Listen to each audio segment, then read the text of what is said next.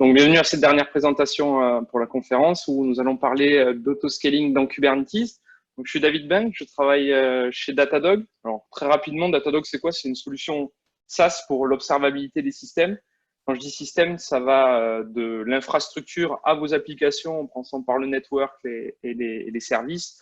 On collecte tout ce que vous pouvez imaginer comme log, traces, métriques et on vous les restitue de manière compréhensive de façon à ce que vous puissiez faire une bonne analyse de ce qui se passe sur votre système, comprendre ce qui se passe sur votre système et probablement résoudre les problèmes que vous avez. Donc, une belle solution d'observabilité. Si vous êtes intéressé, vous pouvez aller sur notre site et souscrire à une offre de 14 jours gratuits ou venir me voir sur Sophia et puis on pourra organiser une petite démo par exemple. Et voilà, c'est une super entreprise, bien dynamique, on recrute et si vous êtes intéressé, vous pouvez me contacter aussi sur Sophia pour avoir des infos sur mon outil. Avec ça, on y va. On attaque un petit peu sur le scaling dans Kubernetes. Alors, je vais d'abord commencer par exposer pourquoi on fait du scale. Alors déjà, il y a deux façons de faire du scale up et scale down. On va évidemment faire du scale up pour essayer de soutenir la demande qui est faite au système. Plus d'utilisateurs, on doit conclure notre système, ça c'est le scale up. Et ensuite, on a le scale down. Pourquoi? Parce qu'une fois qu'on n'a plus besoin des ressources qui ont été mises par le scale up, évidemment, on veut les retirer pour éviter de payer, surtout si on est sur un cloud type Amazon, Google, ça leur ferait de l'argent chez eux qu'on aimerait bien garder chez nous. La deuxième question qu'on va se poser dans cette introduction, c'est pourquoi autoscaler? La réponse, elle est simple, c'est pour pouvoir dormir. Parce que le système, si on veut le faire vivre, on ne va pas passer notre vie devant à essayer d'ajuster les curseurs en faisant monter la capacité, descendre la capacité. Et aussi, surtout, parce que si on faisait ça, très vraisemblablement, on casserait le système. Chaque fois qu'on met nos doigts dans les machines pour y trafiquer les paramètres, ça ne se passe jamais très, très bien. Alors, petit disclaimer, qu'est-ce qui est difficile là-dedans? Contrairement à ce que certains pourraient penser, c'est pas le scale-up, c'est vraiment le scale-down, parce que quand on enlève des choses, c'est des choses qui sont potentiellement utilisées, il faut savoir lesquelles enlever. Donc ça, c'est la partie difficile. Et la partie facile, comme souvent dans nos systèmes, c'est le casser. Et vous allez voir que même avec tout ce que je vais vous présenter, on va arriver à casser les systèmes. Alors, le scaling. Le scaling, il existe deux types de scaling. Alors, juste une petite notion sur le vocabulaire, on dit vertical scaling et horizontal scaling. Alors, qu'est-ce que ça veut dire? Vertical scaling, c'est exactement la représentation que vous pouvez vous en faire quand vous avez un outil graphique et vous utilisez l'outil de scale. Vous prenez un objet et vous le grossissez. Cet objet devient plus gros. Donc, on passe de 1 unité à 3 unités pour notre objet. Alors que le scaling horizontal, ça serait plutôt l'outil de copie. C'est-à-dire que l'unité qu'on veut scaler horizontalement, on la duplique et on en met plusieurs. Alors, quand on parle de Kubernetes, quels sont ces objets qu'on peut scaler? Alors, ils vont venir en tête pour les gens qui connaissent Kubernetes, les pods, les nodes, et un peu moins fréquemment, ce qui vient en tête aussi, c'est le cluster. Et justement, pour illustrer ces deux notions, je vais parler de scaling du cluster. Si on voulait faire un scaling vertical de notre cluster, le faire grossir en capacité, qu'est-ce qu'on serait amené à faire? Derrière, en fait, ce qu'on ferait, c'est du scaling horizontal sur les entités pod et nœuds. Donc, ça, c'est assez simple à comprendre. Si vous administrez le cluster, si vous n'avez pas une offre managée chez un des gros cloud providers, ça suffit pas. Parce que derrière le cluster, il y a un control plane. Et ce control plane, il est aussi fait de process qui tournent. Il y a ce qu'on appelle les masters ou API servers et la petite database qui est le cluster etcd. Et si vous faites gonfler votre cluster comme ça verticalement en scalant horizontalement les nœuds et les pods, ce qui va finir par se passer, c'est qu'il va y avoir trop d'objets à gérer pour votre control plane et vous allez avoir de la latence vraisemblablement sur vos API serveurs et très vraisemblablement de l'OM kill sur vos etcd. Donc, quand vous faites grossir le cluster, il faut penser aussi à faire grossir le control plane si vous avez la main dessus. Là, pour la représentation, j'ai choisi de faire un scaling horizontal sur les API serveurs et un scaling vertical sur les etcd. Voilà, alors, jusqu'où on peut aller comme ça? Est-ce que ça peut grossir à l'infini? Alors, pas vraiment, parce que dans les control plane Kubernetes, on a ce qu'on appelle des contrôleurs, c'est la famille des contrôleurs. Il y a notamment le scheduler, le contrôleur manager, qui ne tourne qu'en un seul exemplaire. Alors là, c'est un petit peu faux ce que je dis, il tourne en plusieurs exemplaires, mais il y a de la leader élection. Il n'y en a qu'un qui prend les actions à un instant T. Et donc, celui-là, ce leader, on va pouvoir lui allouer plus de ressources, donc faire du scaling vertical, mais on ne sera pas autorisé à faire du scaling horizontal dessus, ça ne passera pas. Donc, au bout d'un moment, quand vous avez touché la limite, quand le scheduler ne peut plus tourner plus vite et que ça pose des problèmes, ben, vous ne pouvez plus faire scaler verticalement votre cluster. Et là, vous devez faire un autre cluster. Et du coup, on passe sur quelque part du scaling horizontal de votre architecture. Alors, on va oublier le cluster maintenant et on va se concentrer sur les deux autres objets qui sont les nodes et les pods. Qu'est-ce que ça veut dire que scaler verticalement un nœud? Ça veut simplement dire changer l'instance type qui tourne pour ce nœud. Si vous êtes chez Amazon, vous connaissez peut-être les instances type C4 X large qui vous offrent un certain niveau de CPU et de mémoire. Ben, vous allez prendre le C4 double X large qui vous donne 2 fois plus de mémoire et 2 fois plus de CPU. Voilà, c'est tout simple, scaling vertical du nœud. Pour le pod, si vous regardez la définition d'un pod, qui vient avec son déploiement évidemment, vous allez voir une section qui s'appelle les ressources requests, qui explique au système quelles ressources doivent être distribuées à ce pod. Tout à l'heure, Christophe nous a parlé des C-groupes. C'est grâce aux C-groupes, justement, que on arrive à contenir un pod en termes de consommation CPU et mémoire. Donc là, qu'est-ce qu'il faudrait faire pour scaler verticalement un pod? Ben, c'est dans sa définition, aller augmenter les quotas qui sont donnés ici. Alors, attention, le scale-up vertical, ça nécessite de tourner des nouvelles entités. On ne peut pas transformer une machine qui existe en quelque chose de plus gros. On ne peut pas aller live, aller lui planter une barre de mémoire, lui rajouter des pros. Il faut démarrer une autre boîte. Alors, c'est pareil pour les pods.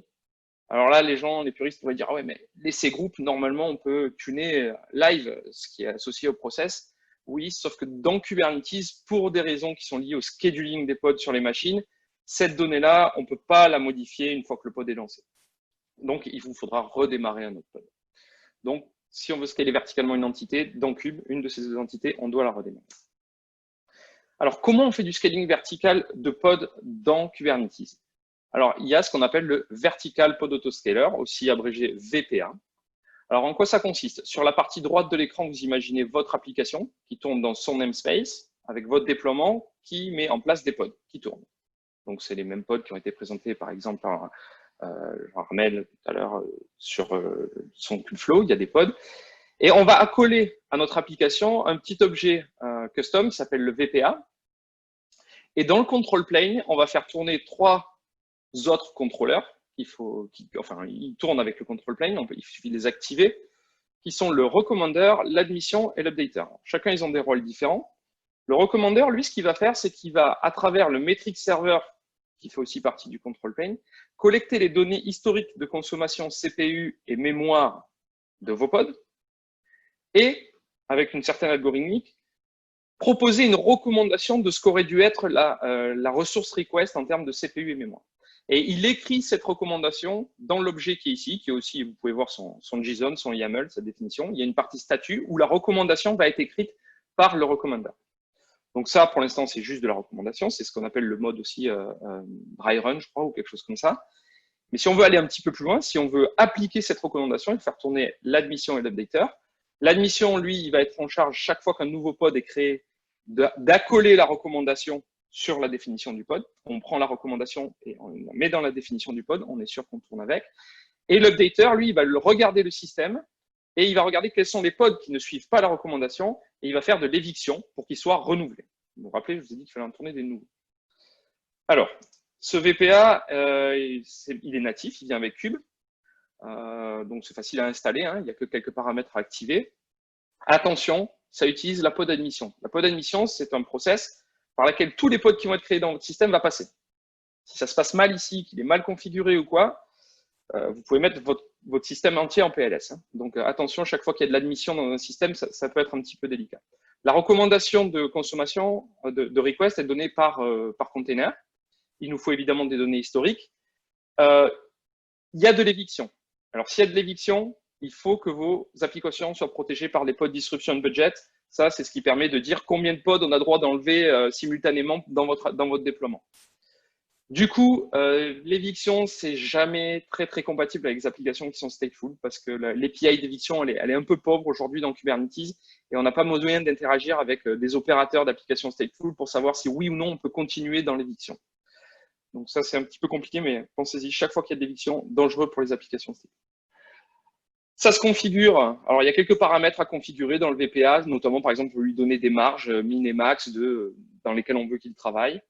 Et moi, je vous conseille d'utiliser ce mode Update Policy qui s'appelle Update Mode Off, qui est une sorte de dry run où on ne va avoir que la recommandation.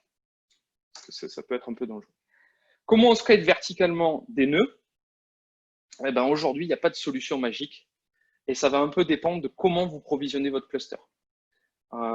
Si aujourd'hui vous provisionnez votre cluster de façon automatique, il y a probablement un endroit où vous mettez l'instance type. Ben, il va falloir créer une automation qui permet de modifier cette instance type à partir de paramètres que vous allez recueillir du système. Il n'y a rien, il n'y a pas de solution magique. Si vous en connaissez, je suis intéressé. Nous, on provisionne à Datadog notre système de façon automatique, mais on n'a pas de vertical scaling automatique sur les entités. Ça pourrait être très disruptif puisqu'il faudrait tuer les nodes et les remplacer. Mais pourquoi pas. On va passer sur l'horizontal scaling des pods maintenant. Alors, je vais présenter plusieurs solutions, mais elles marchent toutes sur le même principe. On a une automation qui va se charger d'ajuster le compte dans le déploiement et donc dans le réplica set du nombre de pods à faire tourner pour l'application. C'est systématique, ça marche tout le temps comme ça.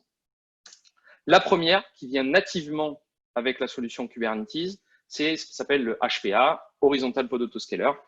Il tourne dans le control plane à l'intérieur même du controller manager dont j'ai parlé au tout début. Donc, vous n'allez pas voir juste un process HPA, hein.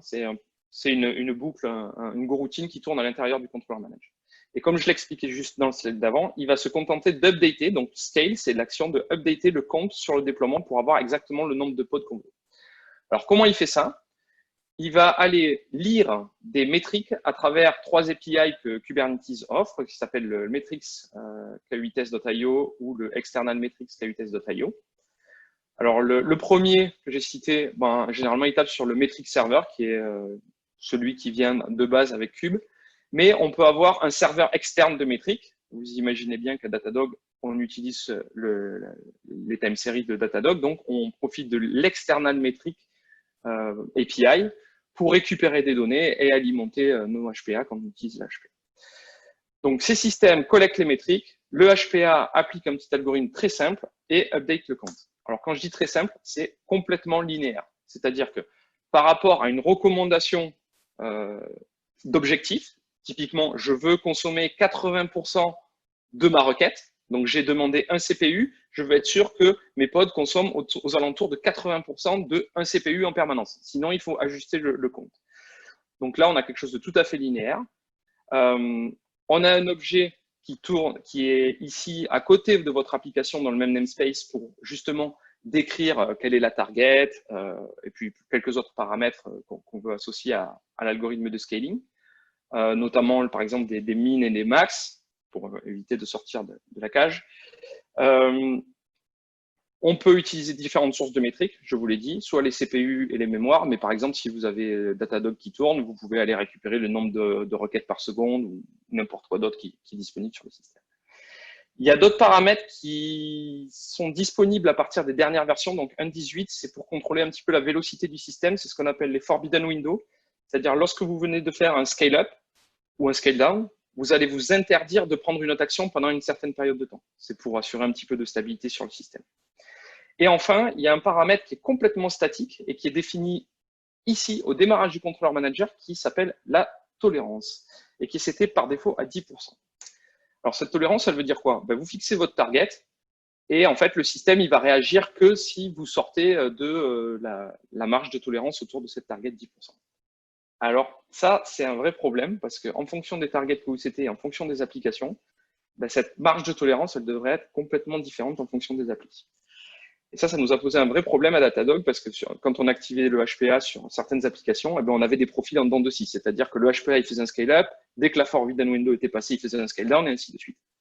Donc, pour contrer ça, un collègue à moi, qui s'appelle Charlie, qui a développé et mis en open source un projet qui s'appelle le Watermark Pod Autoscaler, qui marche à peu près sur les mêmes principes, sauf qu'il n'y a pas une target et des pourcentages de tolérance. Il y a un upper bound et un lower bound. Et votre système, votre métrique doit rester dans cette frange, sinon on opère un scale-up ou un scale-down. Donc, ça marche sur le même principe. Ce WPA controller, il va tourner lui dans son namespace, il ne fait pas partie du control plane, c'est quelque chose que vous ajoutez. Vous pouvez le considérer comme une partie du control plane, ce n'est pas une application à part entière. Il va consommer les mêmes API, donc il peut faire les mêmes choses que le HPA, mais il va être capable de jouer un petit peu sur cette tolérance. Il va vous donner plus de paramètres. Vous allez pouvoir réagir et tuner le système un petit peu différemment. et il vient nativement avec aussi les notions de vélocité, celles qui sont disponibles en 1.18 dans Kubernetes. Donc c'est pareil, pour décrire comment vous voulez scaler, vous allez créer un objet WPA juste à côté de votre application pour donner ses marges hautes, marges basses, définir les critères de vélocité et autres. Alors là, ça paraît un peu fou, mais c'est rien de fou, hein. C'est la même formule linéaire, sauf que en fonction de si vous êtes au-dessus, dans la frange ou en dessous, on applique une formule mathématique qui est légèrement différente. C'est un projet qui a été fait par Datadog, qui peut se connecter à Datadog, mais que vous pouvez faire tourner dans votre système, même si vous n'utilisez pas Datadog. Et vous pouvez bénéficier de tous les avantages que j'ai cités, notamment celui lié au problème de tolérance pour le HPA. Donc, ces deux moyens-là, on fait du horizontal scaling, mais que dire quand on veut scaler à zéro, quand on a une architecture event-driven? Si on scale à zéro, vous vous rendez bien compte que si on mesure la CPU, c'est un problème. Il n'y a plus personne, on ne peut plus rien mesurer, donc on ne sait pas comment redémarrer. Donc là, on a des solutions qui arrivent. Il y en a une, c'est un projet open source qui s'appelle KEDA, Kubernetes Event Driven Autoscaling. Et lui, il fait tourner son propre metric server quelque part avec un jeu de plugins qui va vous permettre de monitorer des systèmes qu'on a dans ces Event Driven architectures, à savoir des queues. Et il a tout un tas de plugins, j'y reviens tout à l'heure. Et comment ça marche? On retrouve encore le même pattern d'un objet qu'on accole à notre application, qui va décrire la façon dont on veut scale up et scale down. Par exemple, chaque fois que j'ai 10 items dans la queue, je veux rajouter 3 pods, ce genre de choses. Et lui, on a un opérateur qui va s'occuper de regarder cette définition et de créer le HPA qui va bien pour que le scale-up se fasse comme c'est décrit. Du coup, ça utilise le HPA que j'ai décrit dans mes premiers slides. Et finalement, on a juste ce nouveau metric server qui tourne avec tous ces plugins. Et cet opérateur, il est aussi capable de faire ce passage de 0 à 1 sur le scale. Donc là, je pense que s'il y a Pierre Dor, mon ami de chez Amadeus, qui cherchait des solutions de scaling pour les event-driven architecture, il doit être content de voir ça. Alors là, les queues, je vous ai dit, je crois qu'il y a 19 ce que j'ai appelé plugins. En fait, ils les appellent les scalers dans leur projet. On va trouver les classiques, hein, Kafka, Redis, RabbitMQ, NATS, mais aussi si vous êtes chez un cloud provider, il y a des systèmes pour monitorer les queues d'AWS, d'Azure, de GCP. Il y a tout ce qui va bien là-dedans. Le mieux, c'est que vous allez cliquer sur ce lien ici, là, et vous allez voir un petit peu tout ce qu'il y a. Il y a une feature qui est super intéressante. C'est que, imaginez que dans votre queue, vous ayez une vidéo à processer, une grosse vidéo, qui va prendre énormément de temps à processer. Ce que vous ne voulez pas, c'est qu'une fois que vous avez dépilé cet objet de la queue et que la queue, elle devient 0, que le calcul, il fasse un scale down sur les pods qui sont en train de faire le transcodage, par exemple, de cette vidéo. Ce job, il va peut-être durer 1 heure. Et du coup, ce n'est pas vraiment des déploiements qu'il vous faut là, c'est des jobs. Nativement, il y a des features dans ce projet pour gérer ce cas-là. Et sur les long running jobs associés à des objets dans les queues, vous pouvez démarrer des jobs plutôt que d'utiliser des déploiements. Donc ça peut être très intéressant. Alors, on a vu qu'on pouvait scaler à partir de métriques qui arrivent de notre application ou des queues associées à notre application. Mais si on veut grossir avec le cluster, donc le cluster grossit et on veut grossir nous-mêmes, notre application, il y a un autre projet qui s'appelle le Horizontal Cluster Proportional Autoscaler qui, lui, regarde la taille du cluster en termes de nombre de machines ou nombre de corps et qui va scaler un déploiement. Alors ça, c'est pas du tout utilisable pour les applis standards qui vont traiter le business des utilisateurs, mais c'est beaucoup plus approprié pour les applications qui font tourner le cluster. Et là, typiquement, je pense au DNS. Si vous avez une application type Core DNS qui vous sort du DNS dans Cube, vous allez vouloir de l'élasticité sur ce déploiement en fonction de la taille du cluster. Donc ça, c'est parfait. Par contre, encore une fois, pas pour des applications standards. Il y a quelques petites features sympas. Par exemple, on peut se dire, je regarde juste ce subset de nœuds en les sélectionnant par label. Un des inconvénients, c'est qu'il n'y a pas de petit objet qui tourne à côté de votre application ici. Le HCPA, il faut le démarrer avec un jeu de paramètres. Donc, si vous avez plusieurs applications comme ça à faire tourner, en fait, vous allez faire tourner plusieurs HCPA et les démarrer chacun avec des paramètres différents pour qu'ils targetent la bonne application et qu'ils appliquent les bonnes règles qui viennent avec la config map ou les paramètres injectés. Ils ont plusieurs façons de faire, complètement linéaire ou par échelle. Voilà. Il n'y a pas de notion de vélocité, j'en ai pas vu, donc à surveiller. Et surtout aussi, il y a un paramètre que je vous recommande d'utiliser si vous allez vers là, c'est d'utiliser le include unschedulable node. On sait dans Kubernetes que des nodes peuvent être non ready pour X raisons, et des fois, ils reviennent. Il est sage, je pense, de dire au HCPA de les prendre en compte, même s'ils ne sont pas là, parce que s'ils peuvent revenir dans 10-30 secondes, c'est intéressant de ne pas modifier notre système instantanément. Donc, des scalers horizontaux, on en a vu quelques-uns. Est-ce qu'il y en a d'autres? Très vraisemblablement, je vous ai cité les solutions qui sont les plus courantes, on va dire. Mais si on pense par exemple aux patterns opérateurs qui gèrent des databases type TCD ou autre, on pourrait penser que les primitives de scaling horizontal sont embarquées dans cet opérateur. Et donc, on a le scaler horizontal dédié à l'application qui tourne avec l'opérateur. Donc, j'ai parlé de vertical et d'horizontal au niveau des pods. Si jamais vous voulez combiner les deux solutions, alors si vous voulez rigoler un petit peu, ben vous le faites. Hein, vous mettez le vertical pod autoscaler et un des horizontal pod autoscaler et vous branchez les deux sur la CPU et vous dites rien à vos collègues qui font le SRE. Et là, ça va faire pchit, ça va être rigolo à débugger. Vous pouvez combiner les deux solutions, mais surtout n'utilisez pas la même métrique. Vous utiliserez le CPU pour la partie verticale et par exemple le nombre de requêtes par seconde pour faire le scaling horizontal. Attention à ce petit piège. Alors maintenant, je change un petit peu, je vais parler de scaling horizontal, mais sur les nœuds. Alors comment on fait ça? On fait ça avec le cluster autoscaler. Le cluster autoscaler, au lieu de surveiller le déploiement, il va surveiller les groupes de nœuds chez votre cloud provider ou in-house si vous avez votre propre data center. Donc là, je suis en train de parler de ce qu'on appelle les ASG chez Amazon, les MIG chez GCP et les scale-sets chez Azure. Et ils ont des métadonnées et ils ont un compte et ils donnent naissance aux nœuds dans le système. Donc, le cluster autoscaler, en fonction de la charge, va ajuster ce compte. Alors, comment il fait ça? Quand je dis en fonction de la charge, en fait, il regarde dans votre système Kubernetes, il fait ce qu'on appelle le cluster state, il regarde le nombre de nœuds, il regarde le nombre de pods qui sont pending. Si on a des pods pending, ça veut dire que le scheduler n'a pas trouvé de place sur des nœuds pour mettre ce pod. Donc, il nous manque des nœuds. Donc, à partir de là, ce qu'il va faire, il va lire les métadonnées de chaque groupe et il va s'assurer que s'il scale up un de ces groupes, le nœud auquel il va donner naissance pourra héberger un des pods pending. Pourquoi? Parce que quand on en vient à parler de scheduling d'un pod, il y a tout un tas de dimensions qui sont à prendre en compte. Il y a la node affinité, l'éteinte et les tolérations, les notions de disque, la pod anti-affinité et surtout le nombre de CPU et de mémoire que vous demandez. Donc, tous les types de nœuds ne sont pas potentiellement susceptibles d'héberger un de ces pods pending. Donc, ce que va faire le cluster autoscaler, c'est qu'il va tourner une simulation de scheduling. Si jamais il rajoutait un nœud de tel groupe, est-ce que le pod irait dessus? Et il fait ça en boucle. Et quand il trouve un nœud un groupe qui est éligible, eh ben, il augmente le compte. Votre cloud provider crée l'instance. Cette instance, le kubelet qui va démarrer avec cette instance, va s'annoncer au cluster. Le nœud va être découvert et le pod pourra être déposé sur ce nœud. Alors, c'est un process qui est très compliqué, cette boucle qui tourne en permanence et crache beaucoup de logs. Mais moi, j'aime bien, je travaille beaucoup avec ce process et ce que je trouve très intéressant, c'est de travailler avec les audit logs associés aux événements qui sont crachés par le cluster autoscaler.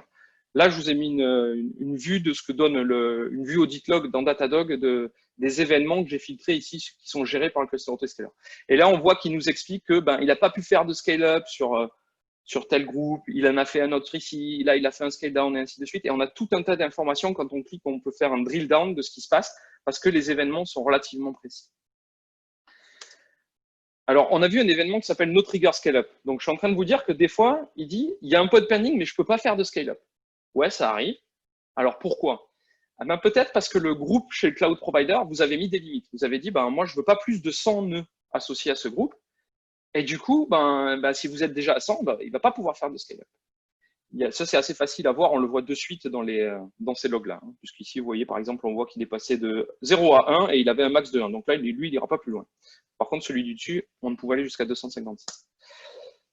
L'autre problème qu'on a fréquemment, c'est les volumes. Un pod est pending, il a un PVC, un persistent volume claim, qui est attaché déjà à un nœud du cluster, mais qui est devenu inschedulable, parce qu'il est coordonné, parce qu'il est not ready ou quoi que ce soit. Et là, le système se rend compte que même s'il crée un nouveau nœud, le volume, il est là-bas. On va pas pouvoir scheduler le pod ailleurs. Donc ça, c'est un peu plus touchy à débugger, mais ça arrive de temps en temps. Et de temps en temps, la troisième chose, c'est que juste, il n'y a pas de nœud qui correspond en termes de CPU et mémoire. Vous avez votre pod qui est en train de dire « je veux manger 32 CPU » et vous n'avez aucun groupe qui va proposer ça. Et là, si vous vous rappelez ce que j'ai raconté pour le vertical pod autoscaler, ben, attention, parce que lui, il peut faire gonfler la définition du pod, et puis il se peut que votre pod, du coup, il rentre plus nulle part. Si vous avez cet éliminé les max, ça devrait bien se passer. Et puis, bien sûr, ben, il y a des utilisateurs qui changent les tolérations, qui changent les teintes, qui mettent des nodes sélecteurs qui sont applicables pour aucun des groupes que vous avez définis chez votre cloud provider. Ben là, évidemment, ça ne rentre pas. Alors, il y a des cas un peu pièges. Celui-là, je l'aime bien. C'est qu'avec juste un pod, on peut trigger une infinite scale-up. Ça fait un peu peur. Alors, pour les coups, là, ça fait mal. Hein. Si vous n'avez pas mis de max, ça peut aller loin. Et pourquoi? Comme j'ai dit tout à l'heure, le cluster autoscaler, il fait tourner une simulation. Une simulation, c'est pas la réalité. Derrière, il y a le scheduler qui va prendre ce pod et ses nœuds. Et il se peut que ça rentre pas. Pourquoi ça rentre pas? Ben, par exemple, parce que le nœud qui est déclaré chez le cloud provider, il va venir avec 16 CPU. Vous avez des pods qui demandent 16 CPU. Ça sera un peu gros pour un pod. Mais au moment où ce pod va être mis en face du nœud, ce nœud, il fait déjà tourner des daemon sets. Et s'il fait tourner des daemon sets, ça veut dire qu'il y a un peu de CPU qui a été distribué à d'autres pods. Et donc, il ne rentre plus. Et donc, la simulation ne prend pas en compte les daemon sets. Et donc, la simulation est différente de la réalité. Et donc, ce qui va se passer, c'est que votre pod va rester pending. Et le cluster autoscaler, ben, il va faire la même chose. Il va dire, ah, tiens, j'ai un pod pending. Et il va refaire un scale-up. Et ainsi de suite, et ainsi de suite, et ainsi de suite. On peut avoir aussi des problèmes de cache de métadonnées. Ça, on a fait une PR avec les gens de Datadog pour améliorer la situation sur AWS. Mais si vous changez le type, l'instance type, ben, c'est pas pris en compte immédiatement par le cluster autoscaler. Et donc, ça donne une différence entre la simulation et la réalité. On va parler vite fait de scale down. Ça marche sur les mêmes bases, c'est-à-dire qu'il y a une simulation d'éviction qui est faite. Et cette simulation d'éviction, elle est faite sur les nœuds qui tournent pas beaucoup de pods en termes de demande CPU. Donc, vous pouvez définir un threshold bas. Et quand vos nœuds tournent moins de X% de ce que vous avez défini comme target, eh bien, le cluster autoscaler, il va faire une simulation d'éviction et regarder s'il peut distribuer ses pods ailleurs pour tuer ses instances. Alors, attention, je parle à nouveau d'éviction, donc je vous rappelle qu'il faut avoir des pod disruption budget si vous faites ça, et attention à vos applications stateful. Et évidemment, il faut bien setter les ressources et les requests, parce que sans ça, le cluster autoscaler, il ne marche pas très bien. Et si par exemple, vous ne mettez pas de ressources et de requests, il va passer son temps à essayer de faire de l'éviction partout et à faire bouger les pods en permanence. Il y a une notion de vélocité qui est liée à ce qu'on appelle le cooldown, c'est-à-dire que quand on vient d'opérer un scale-up, on va s'interdire de faire du scale-down pendant une fenêtre de temps, je crois qui par défaut est 10 ou 20 minutes. Donc par exemple, ici, on voit qu'il y a des nœuds unneeded, c'est-à-dire qui sont candidats pour le scale-down, mais le scale-down ne s'opère pas parce qu'on a probablement fait sur le cluster un scale-up juste avant. Et cette notion de cooldown, elle est globale au cluster, elle n'est pas par groupe. On est en train de travailler pour essayer de la redescendre au niveau du groupe. Et on voit qu'ici, quand le cooldown retombe à 0, hop, on a une ramp down, c'est-à-dire que c'est ici, les nœuds commencent à être enlevés du système. Puisqu'on parle de vélocité, vous pouvez vous demander à quelle vitesse on peut faire le scale-up. Ben là, je vous ai mis un petit graphe qui vous montre en rouge les nœuds qui ont été scalés up et les nœuds qui ont été scalés down en rouge. En vert, en scale-up, en rouge, en scale-down. Et là, si vous regardez bien, vous allez voir qu'en moins de 10 minutes, on a fait un scale-up de 400 nœuds. Ça peut aller très, très, très vite. Aujourd'hui, je regardais sur notre système, un des clusters qu'on opère, il y a 1000 nœuds qui rentrent et qui sortent par jour avec ça. Tiens, ça, c'est le coût des nœuds unneeded. On voit une rampe douce qui monte. Ben, ça, c'est le cluster autoscaler qui provisionne un nœud chaque fois, toutes les, je ne sais pas combien de minutes, toutes les 2 minutes probablement, pour le pod qui est pending et qui tombe jamais sur aucune boîte pour des raisons de différence entre la réalité et la simulation. Et on voit que quand on fixe le problème, ah bah, de suite, tout va mieux, boum, on peut faire le scale down. Alors, il y a des tonnes de métriques qui sortent du cluster autoscaler. Là, je vous ai mis juste une partie du dashboard que j'utilise pour opérer ce système. C'est vraiment très, très riche en métriques et ça vaut le coup de regarder. Vous pouvez setter vos limites. Par exemple, vous pouvez dire, je ne veux pas que mon cluster dépasse 1000 nœuds ou 2000 nœuds ou 3000 nœuds. Les tests officiels montrent qu'on peut faire 1000 nœuds avec 30 pods par nœud. Mais en fait, la complexité de l'algorithme derrière, c'est le nombre de nœuds fois le nombre de pods. Donc, en fait, si vous tournez très peu de pods par nœud, vous pouvez aller beaucoup plus loin en termes de nœuds et je peux vous dire que ça marche, on le fait tous les jours à Datadog. Attention, il y a quelques features qui augmentent la complexité de l'algorithme de scheduling, notamment la pod anti-affinity. Il y a des cas particuliers, si vous tournez des groupes de nœuds avec des jobs et que vos jobs ils sont très rapides, genre 1 seconde, 2 secondes, sachant que le cluster autoscaler il fait une boucle toutes les 20-30 secondes, bah, il se peut qu'il voit jamais vos pods. Et donc, il croit que les nœuds sont jamais utilisés et il va faire un scale down. Donc, nous, on a une petite solution qui est une espèce de pod pause qu'on appelle le node holder qui tient les nœuds en vie pour éviter ce scale down. Donc, pour résumer un petit peu avec ce qu'on a vu, si on veut combiner les solutions, le cluster autoscaler associé avec du horizontal pod autoscaling, quelle que soit la solution, ça marche à merveille et ça marche à une très très haute fréquence. Je vous le disais, nous on scale des pods, bon, je vous ai pas dit le nombre de pods, mais des nœuds qui rentrent et qui sortent dans un cluster 1000 par jour sans problème. Par contre, le VPA, j'ai pas trop joué avec. Et moi, j'aurais plutôt tendance à dire, déjà, c'est une fréquence qui est beaucoup plus basse, il vous faut des données historiques un peu plus longues, mais c'est intéressant d'avoir la recommandation du système et peut-être tous les mois de réviser un petit peu vos ressources request. Voilà, une fois que vous avez mis tout ça en place, eh ben, vous pouvez avoir votre système qui s'ajuste à la taille exacte de la demande, et en up comme en down, et vous pouvez dormir en théorie. Alors, je dis en théorie parce que si vous n'avez pas commencé, il y a énormément de paramètres dans tous ces trucs-là, et au début, croyez-moi, vous n'allez pas dormir. Mais une fois que c'est en place, ça vaut le coup, vraiment, ça marche bien. Il y a quelques pièges, mais ça, si vous voulez, on pourra en discuter lors d'un meetup sur Sophia. Voilà, avec ça, je vous remets tous les liens des projets que j'ai évoqués, et puis on peut passer aux questions. Alors, merci David. Alors, on me l'a fait remarquer, je n'avais pas remarqué au début, mais c'est vrai que c'était rempli d'anglicisme. Ah ouais. Mais aussi des termes de Jones comme la PLS. Donc, heureusement que je me tiens à jour parce que sinon j'aurais été paumé. Mais alors, non, merci beaucoup. Alors, bon, moi j'avais une question sur les GitHub, mais tu as tout mis là, les liens sur les différents repos GitHub. Donc, ma question saute. Alors, question de Michael. Michael qui demande si tu utilises Knative à Datadog. Enfin, est-ce que Datadog utilise Knative, quoi? Pas que je sache.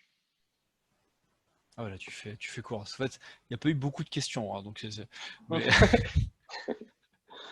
Il y a sûrement des gens qui essaient ou qui le font, mais si c'est le cas, je ne suis pas au courant.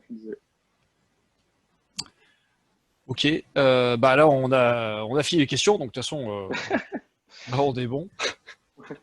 De toute façon, je pense on a les infos de contact, donc si les gens ont des questions après, parce que souvent les gens ils digèrent et après ils envoient les questions. Ouais, n'hésitez pas à me pinguer sur le sujet. Ouais. Il n'y a pas de problème. Ça, on verra par la suite. Ok, bah écoute, on arrive à la fin de SophiaConf, du coup.